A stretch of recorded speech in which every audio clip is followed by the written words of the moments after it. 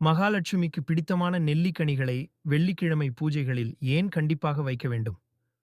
ஒருமுறை குபேரர் தன் நாடு செல்வம் அனைத்தையும் இழந்து செய்வதறியாது சிவனிடம் முறையிட்டார். ஏதாவது உபாயம் கிடைக்குமா என்று எண்ணினார்.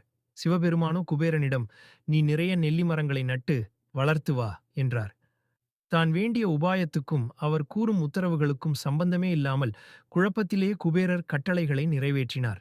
என்ன ஆச்சரியம்! நெல்லி கனிகள் வளர வளர குபேரன் இழந்த அனைத்தும் தானாகவே அவருக்கு கிடைத்தது.